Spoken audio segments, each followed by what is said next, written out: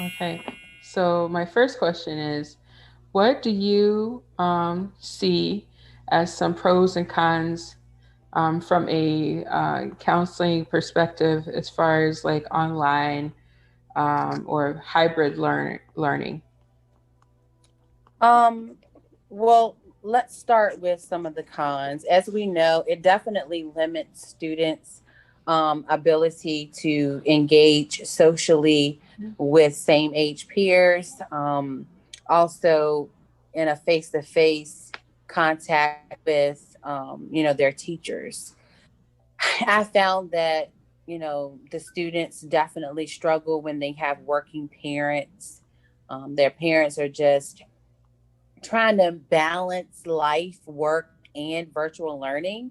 So it's very difficult at times for them to be able to check in for attendance and to check for work, and then they don't have that supervision there. So it can be potentially a dangerous situation. But I have found that parents have been very creative in acquiring other supports through extended family, friends as well. And, it does isolate families. A lot of our families definitely get supports here at school as far as meals and, other types of interventions face to face. And, most of the time, some kids, they learn better having that teacher next to them. So, I've just found that sometimes to kids that already had some behavioral or attention issues, that it definitely increases that. Also, there are different living environments. Sometimes educators may ask, the students to turn on their cameras, and, they're not comfortable with that. Some of the, especially the older children in secondary education, they are trying to help their younger siblings with their schoolwork. So a lot of different pressures have been placed on kids, and it's just it's unfortunate, but in some cases it has increased family relations and communication. Mm-hmm. Some kids do have anxiety, social anxieties, and other things that may affect them learning here in the school. So virtual learning has been like God sent for them, Mm-hmm. and then also for some parents who have the opportunity to stay home, they are able to kind of see how their kids learn one on one as well. So it just kind of it can work both ways. The student doesn't have to just be in their home. They can, if they have to go to another family member's house, that can easily access their work. Another con that we were seeing, and especially in the rural areas, is that the internet access is not always great. Mm-hmm. So it's been very difficult. Like here in my school district, we have been able to distribute MiFi's, so that families can connect. And sometimes if it's multiple families, then the bandwidth on those doesn't it can't hold the capacity. So those are just some of the pros and cons of virtual learning versus in-person instruction. Yeah. Thank you for sharing that and giving some insight. Um, Absolutely. and then you already shared what some problems or some cons were. So I want to move on to my next question is, do you see the relationship between parents, teachers, and you as a school counselor growing? Is the communication better? Do you see a lot more empathy on different people's parts? And so definitely it varies, let's just say at times. I just think families are just under so much pressure that any little thing can kind of take them over the edge. So I definitely have seen the communication increase. It just had to, in order for the virtual learning to, um, take place for their student. You have to tune into Canvas. That's just the educational platform that we're using here in my school district. And for like the younger kids, they're not technology savvy. So they're just learning how to, turn the computer on and off.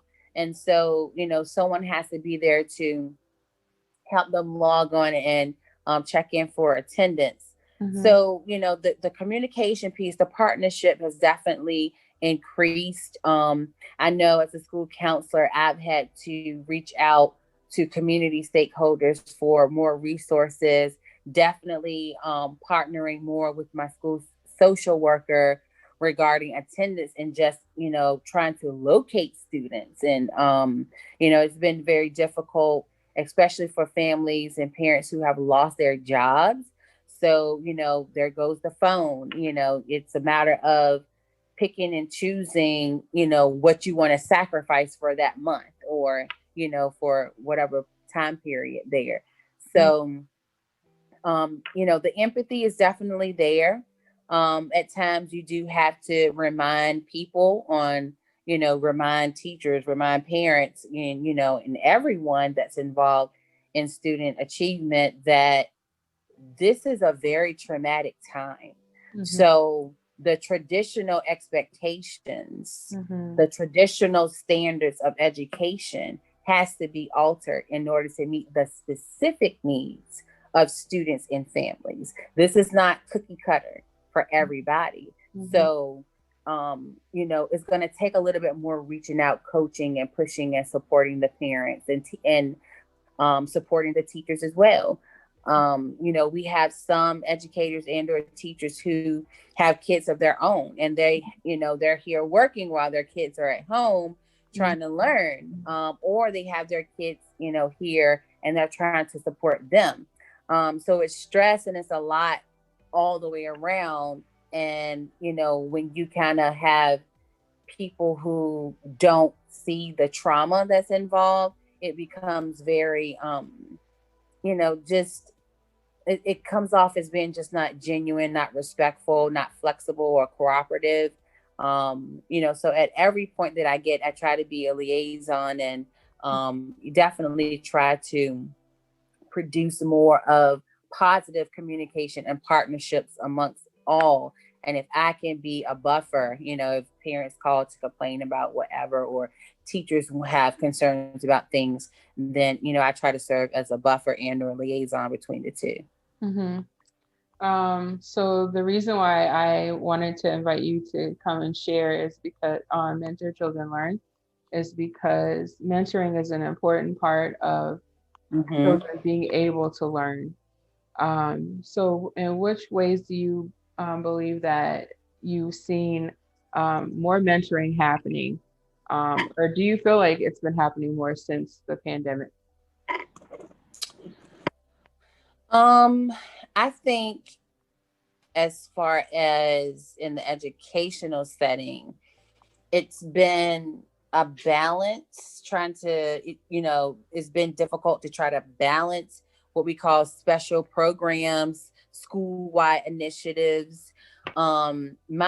Me personally, I sponsor SCA, I sponsor the classroom ambassadors, and they serve as role models and special assistants for classes and safety patrols. And then we also have the National Honor Society here.